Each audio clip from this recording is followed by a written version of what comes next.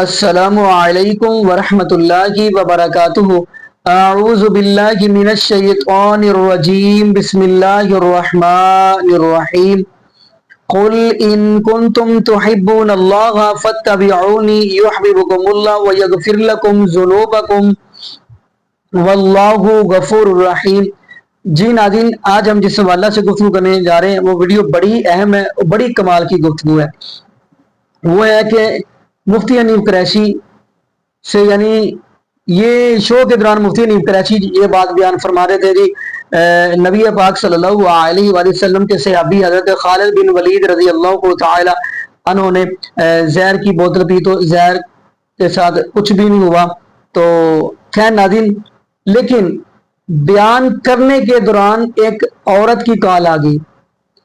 اس عورت نے کہا ہے کہ میں بھی پڑھی لکھی ہوں، مجھے یہ جو مفتی حنیف قریشی نے بیان کیا نا اس کی وہ مجھے دلیل دے کس کتاب کے اندر ہے۔ یقین مانیے جس بندے نے ساری عمر لوگوں کو یعنی قصے کہانیاں سنائی ہوں، پیر عبد القادر جیلانی رحمت اللہ علیہ کے اپنی طرف سے بنا بنا کر قصے سنائے ہوں، کہیں پیر عبد القادر جیلانی رحمت اللہ علیہ کا مقام کہاں سے کہاں تک پہنچا دیا، یہی وہی بندہ ہے۔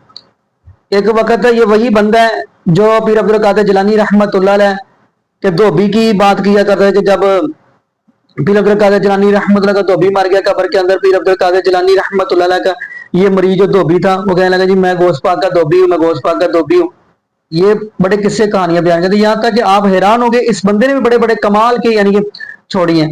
تو خیر ناظرین، جب عورت نے یہ سوال کیا فون کے دوران، یعنی جواب پوچھا مفتی حنیف قریشی مجھے جواب دے، تو اس وقت یعنی مفتی حنیف قریشی کا جو چہرہ ہے وہ دیکھنے والا ہے، وہ ہم ویڈیو پر دیکھیں گے تو پھر انشاءاللہ ناظرین ہم بھی آگے گفتگو کریں گے۔ تو آئیے ناظرین مل کے گفتگو سنتے ہیں۔ بھائی صحابہ کرام تو بسم اللہ پڑھ کر، حضرت خالد بن ولید والا مشہور واقعہ ہے کہ بندہ آیا، اس نے کہا جی کہ میں نے آپ کے لیے یہ زہر لایا کہ اس کو دریا میں ڈالیں گے، سارے جو زیرو سے پیے گا مر جائے گا، اور یہ خوشبو ہے بڑی عالی شان، کپڑا ختم ہو جائے گا، خوشبو ختم نہیں ہوگی۔ آپ نے وہ خوشبو مدینہ شریف بھیج دی حضرت عمر فاروق کی طرف، اور حضرت عمر نے اس خوشبو کو روضہ رسول پہ چھڑک دیا، اور وہ جو زہر لایا تھا نا تو آپ نے ہتھیلی پہ ڈالی، بسم اللہ الرحمن الرحیم یوں کیا، اس نے آنکھیں بند کر لی، جب دیکھا تو آپ مسکرا رہے تھے، کہنے لگا یہ کیسے ہو سکتا ہے؟ آپ نے فرمایا کہ تیرا یقین اس پر ہے کہ یہ ہلاکت دیتی ہے، میرا یقین کائنات بنانے والے رب پر ہے، اگر وہ نہ چاہے تو کوئی چیز ہلاکت نہیں کرتی۔ Very true. کال ہے جی۔ السلام علیکم عائشہ۔ وعلیکم السلام فیصل بھائی، کیسے ہیں آپ؟ ٹھیک بالکل ٹھیک ٹھاک، آپ سنائیں کیسی ہیں؟ الحمدللہ بالکل ٹھیک ٹھاک۔ فیصل بھائی میرا ایک سوال تھا علماء کرام سے جی اور میں ابھی سن رہی تھی حضرت خالد بن ولید کا جو واقعہ انہوں نے ابھی بتایا ہے آپ کے ایک مولانا صاحب نے، جی جی تو میں یہ پوچھنا چاہوں گی کہ نبی پاک صلی اللہ علیہ وآلہ وسلم کے آخری ایام کے اندر حضرت بی بی عائشہ فرماتی ہیں، اور یہ صحیح بخاری اور صحیح مسلم کی متفق علیہ حدیث ہے کہ اس پہ مینشن ہے کہ عائشہ مجھے جو یہودی عورت نے زہر دیا تھا، میرا جگر اس زہر سے آج تک کٹ رہا ہے، کٹتا ہوا محسوس ہوتا ہے، ٹھیک ہے، اور وہ جو واقعہ تھا اس میں 2 اصحاب بھی شہید ہو گئے تھے، ٹھیک ہے۔ تو مجھے یہ بتائیے کہ حضرت خالد بن ولید وہ زہر کی بوتل بغیر اتنا ان کا فیت تھا کہ وہ پی جاتے ہیں زہر کی بوتل، اور میرے نبی پاک صلی اللہ علیہ وسلم جن کی شان اللہ نے بلند و بالا اور کیا ہی شان رکھی ہے ان کو دھوکے سے دیا ہوا زہر، وہ یہ کہہ رہے ہیں کہ اس زہر کا اثر ان کو محسوس ہو رہا ہے، اور حضرت خالد بن ولید کو محسوس نہیں ہوا، وہ پی بھی گئے، اور کیا نعوذ باللہ حضرت خالد بن ولید کا جو رتبہ تھا وہ میرے نبی میرے آقا سے بڑھ کر تھا؟ تو یہ تو بالکل ایک کانفلکٹ کی بات ہے۔ ہاں تو بڑا یہ اچھا سوال ہے، بڑا اچھا سوال ہے۔ تو یہ حدیث کا جو ریفرنس حضرت خالد بن ولید والی ہے یہ بھی پلیز مجھے بتائیے گا، اور اس کا ریفرنس اگر کوئی ترک ہو تو مجھے ضرور آن ایئر مینشن کیجیے جی گا۔ آپ بالکل۔ ابھی اگلے دنوں بول ٹی وی کے اوپر ایک کوئی مفتی صاحب بیٹھے ہوئے تھے، ان سے کسی سسٹر نے سوال کیا، اس سسٹر کی جو لینگویج ہے وہ یہ تھی کہ وہ شاید میری ویڈیوز دیکھتی ہیں کہ بھئی خالد بن ولید رضی اللہ تعالیٰ عنہ نے جو زہر پی لیا تھا اس کا ثبوت کس حدیث کی کتاب میں، یہ واقعہ کہاں پہ رپورٹ ہوا ہے، اور پھر انہوں نے بخاری کی وہ حدیث پیش کی کہ نبی الاسلام پہ زہر کے اثر کی وجہ سے آپ کی ڈیتھ ہوئی۔ حضرت عائشہ کہتی ہیں کہ نبی الاسلام فرمایا کہ وہ زہر مجھے کاٹ رہا ہے۔ بخاری مسلم میں موجود ہے کہ یہودیہ نے نبی الاسلام کی دعوت کی تھی، اس نے اس میں زہر ملا دیا تھا۔ ابو داؤد میں بڑی تفصیل ہے کہ کچھ صحابہ بھی شہید ہوئے، اس کے بدلے میں اسے قتل کروایا گیا۔ پھر اسے پوچھا گیا کہ بھی تم نے کیوں کیا؟ اس نے کہا اگر آپ اللہ کے نبی ہیں تو اللہ آپ کو بچا لے گا، اور اگر آپ اللہ کے نبی نہیں ہیں تو آپ سے ہماری جان چھوٹ جائے گی۔ تو نبی الاسلام کو اللہ نے وقتی طور پہ تو بچا لیا۔ اس بوٹی میں سے آواز آئی کہ مجھے آپ نہ کھائیں۔ نبی الاسلام نے تھوک دی، لیکن اس وقت تک باقی صاحب تو کھا چکے تھے، ان میں سے بعض کی ڈیتھ بھی ہوگی۔ نبی الاسلام کو بھی 4 سال تک اس کی تکلیف رہی، اور اسی وجہ سے آپ کو آنری ڈیتھ ملی۔ اس میں میری ویڈیو بھی ریکارڈ ہے کہ کیا نبی الاسلام کو شہید کیا گیا تھا۔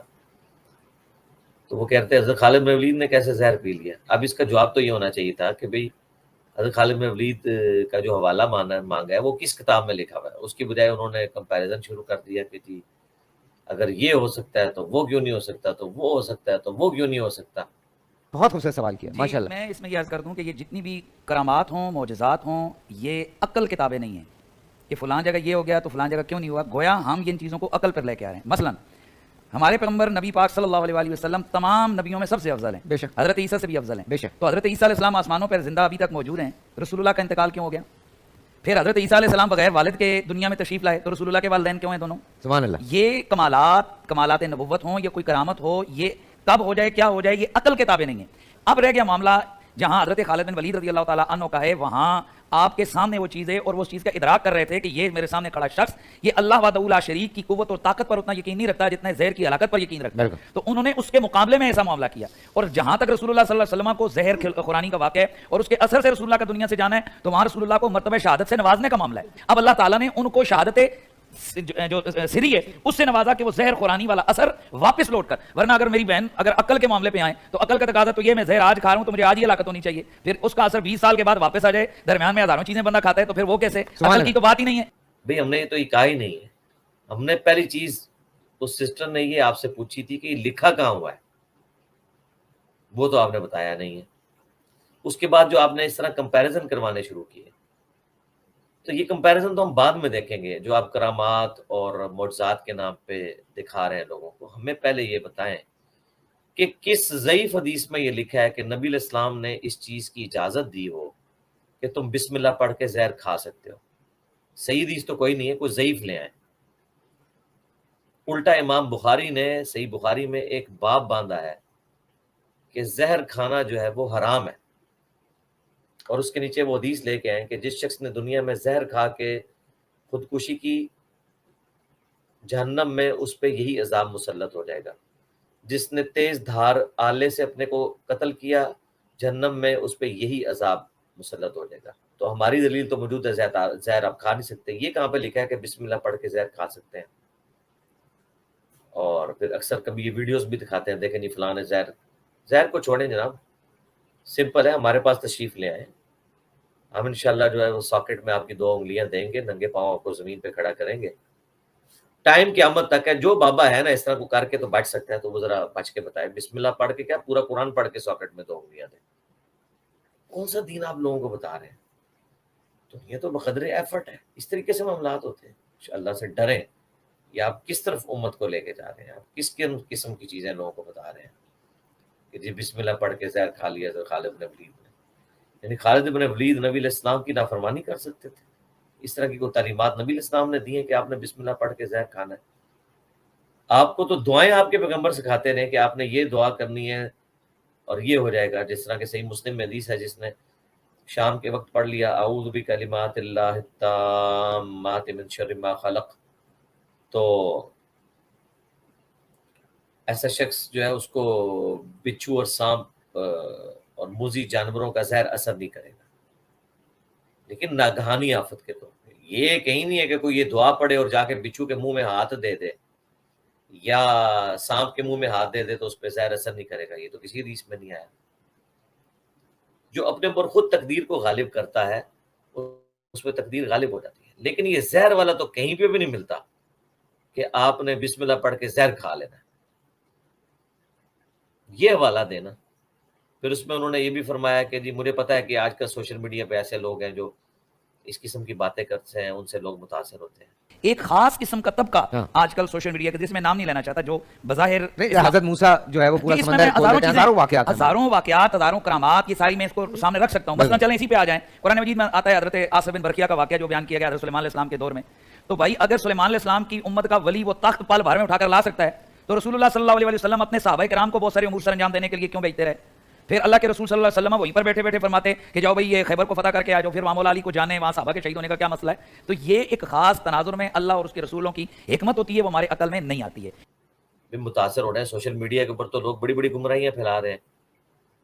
آپ متاثر ہونے کی بجائے ان چیزوں کے علمی جواب دیں، ہم بھی دے رہے ہیں الحمدللہ۔ علم کا میدان ہے، آپ کو بھی رائٹ ہے، آپ بھی اپنی بات عوام کے سامنے رکھیں، ہم بھی اپنی رکھ رہے ہیں۔ کبھی تخت بلقیس والا واقعہ لے کے کہتے ہیں کہ جی تخت بلقیس اگر وہ لے آیا تھا ان کے زمانے کا آدمی، تو نبی علیہ السلام کے زمانے کے لوگ تخت بلقیس کیوں نہیں لا سکتے؟ جی لا سکتے ہیں تو لائیں نا، انجینئر صاحب نے انہیں روکا ہوا ہے، یا میری ویڈیوز ان کو ہانٹ کر رہی ہیں کہ وہ نہیں لا رہے۔ آپ پرانے بابوں کی سٹوریاں بیان کرتے ہیں، ان کی کوئی اسناد نہیں ہے، وہ جھوٹ ہے، ہم اسی تو کہتے ہیں جھوٹ ہے۔ قرآن میں جو واقعہ ہے وہ سچ ہے، جو بخاری مسلم میں آ گیا، باقی حدیث کی کتابوں میں صحیح سند سے، وہ تو سچ ہے۔ آپ کے واقعات کو تو ہم جھوٹ کہیں گے۔ یہ تو اس طریقے سے کہ کل کوئی آپ کا شخص آپ میں سے کہنا شروع کر دے کہ جی ہمارے جو بابا جی ہیں ان کی انگلیوں سے پانی کے چشمے جاری ہوتے تھے، دیکھیں نا بخاری مسلم میں ہے کہ نبی اسلام کی انگلیوں سے بھی پانی کے چشمے جاری ہوتے تھے، تو ہم کہیں گے بھئی وہ تو صحیح سند سے ثابت ہے، اور ان کو منوانا اللہ تعالیٰ نے اپنی ذمہ داری رکھا تھا۔ آپ کے بابے کو منوانا کون سی اللہ کی ذمہ داری ہے؟ تو اگر آپ یہ کہتے ہیں ایسا ہوا ہے تو کر کے دکھائیں، پوری دنیا کو آپ اپنے اس دین میں داخل کر لیں، اپنے فرقے میں داخل کر لیں، دکھائیں بھی آپ کوئی نہ، اور جو کہ دکھاؤ اسے کہتے ہیں یہ ہمارا مذاق اڑا رہا ہے۔ تو کسی ایک گراؤنڈ کے اوپر کھڑے ہو۔ جی ناظرین، آپ نے یہ بڑی مزہ فرمائی۔ ناظرین اب حیران ہوں اس بندے کے اوپر، اب اس جواب تو خیر نہیں دیا، اور اپنی طرح سے پتہ نہیں کیا کیا گفتگو کرنی اس بندے نے شروع کر دی اپنی طرح۔ پھنس تو یہ گیا تھا، لیکن ناظرین پھنستا کیوں پھنس گیا؟ کیونکہ ان لوگوں نے ساری عمر لوگوں کو صرف قصے کہانیوں پہ رکھا ہے، لوگوں کو گمراہی کی طرف ہی رکھا ہے، معاذ اللہ استغفر اللہ۔ ان لوگوں نے عوام الناس کو کبھی قرآن کھول کر ترجمے کے ساتھ سنایا ہی نہیں، ان لوگوں نے کبھی نبی پاک صلی اللہ علیہ وسلم کا فرمان لوگوں کو سنایا ہی نہیں۔ ان لوگوں نے ساری عمر یہی کہتے رہے ہیں جی ہمارے بابے ہواؤں میں اڑ گئے، ہمارے بابے لوگوں کے ہواؤں میں اڑتے ہوئے لوگوں کی طرف، گھروں کی طرف نظریں بھی دلاتے رہے ہیں، استغفر اللہ معاذ اللہ۔ انہوں نے یہی کچھ بیان کیا ہے، تو جب سوال کیا تو پھر پھنسنا تو تھا ہی۔ تو خیر ناظرین میں یہاں پہ ایک آپ کو دعا بتلاتا چلوں۔ نبی پاک صلی اللہ علیہ وآلہ وسلم نے فرمایا کہ بندہ یہ دعا پڑھے، بسم اللہ الذی لا یضر مع اسمہ شیء فی الارض ولا فی السماء وهو السمیع العلیم۔ محبوبہ علیہ الصلوۃ والسلام نے فرمایا جو بندہ یہ دعا پڑھتا ہے اس کو زمین و آسمان کی کوئی چیز نقصان پہنچا ہی نہیں سکتی۔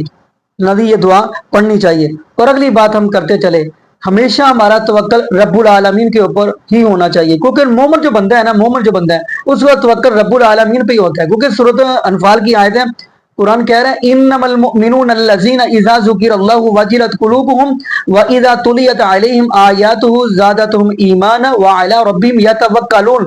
بے شک مومن وہ ہیں جب ان کے سامنے اللہ کا ذکر کیا جاتا ہے تو ان کے دل واجلت قلوبہم، ان کے دل ڈر جاتے ہیں اور ان کا ایمان بڑھ جاتا ہے۔ یہاں پہ ایک جملہ اور ذہن میں آ گیا، پتہ یہ چلتا ہے کہ ایمان کم بھی ہوتا ہے اور بڑھتا بھی ہے، جیسا کہ وہ بھی حدیث ہے، نبی پاک صلی اللہ علیہ وآلہ وسلم نے فرمایا کہ جب بندہ شراب پیتا ہے تو اس کے سینے سے، دل سے ایمان نکل جاتا ہے۔ تو ناظرین اس سے پتہ چلتا ہے کہ ایمان کم بھی ہوتا ہے اور ایمان بڑھتا بھی ہے، یہ قرآن پاک کی آیت بتلا رہی ہے۔ اور اگلی بات فرمایا وَعَلَىٰ رَبِّهِمْ يَتَوَكَّلُونَ، مومن جو بندہ ہے وہ ہمیشہ اگر توقع رکھتا ہے تو رب العالمین کی ذات کے اوپر ہی رکھتا ہے۔ تو ناظرین ہمیں توقع رکھنا چاہیے تو رب العالمین کے ذات کے اوپر ہی رکھنا چاہیے۔ مشکل آ جائے، پریشانی آ جائے، دکھ آ جائے تو رب العالمین کو پکارنا چاہیے، کیونکہ قرآن کہہ رہا ہے وَقَالَ رَبُّكُمُ ادْعُونِي أَسْتَجِبْ لَكُمْ إِنَّ الَّذِينَ يَسْتَكْبِرُونَ عَنْ عِبَادَتِي سَيَدْخُلُونَ جَهَنَّمَ دَاخِرِينَ۔ بلکہ رب العالمین کا قرآن اس بات کی بھی گواہی دے رہا ہے، فرمایا وَإِذَا سَأَلَكَ عِبَادِي أَنِّي فَإِنِّي قَرِيبٌ، جب میرا بندہ سوال کرتا ہے میں اس کے بالکل قریب ہوتا ہوں۔ قرآن پاک کی ایک اور آیت فرمایا وَنَحْنُ أَقْرَبُ إِلَيْهِ مِنْ حَبْلِ الْوَرِيدِ، اللہ رب العالمین فرماتے ہیں کہ میں اے انسان تیری شارک سے بھی زیادہ قریب ہوں۔ ہاں ناظرین چھت پہ چڑھنے کے لیے سیڑھی کی ضرورت پڑ جاتی ہے، لیکن جو رب العالمین کی شارک سے بھی زیادہ قریب ہو، اگر آپ اپنی شارک پہ سیڑھی لگائیں گے تو پھر آپ ہی جاتے رہیں گے۔ باقی ناظرین یہاں پہ ہم دعا کرتے ہیں اللہ پاک ہمیں نبی پاک صلی اللہ علیہ وآلہ وسلم کی شریعت کے مطابق زندگی گزارنے کی توفیق دے، اور اللہ پاک ہمیں 5 وقت کا پکا سچا نمازی بنا دے، اور جتنے بھی بے اولاد جوڑے ہیں اللہ پاک سب کو نیک نورینہ صحت تندرستی والی، ایمان والی، لمبی زندگی والی اولاد عطا فرما دے۔ جزاکم اللہ خیرہ، احسن جزا۔ السلام علیکم ورحمۃ اللہ وبرکاتہ۔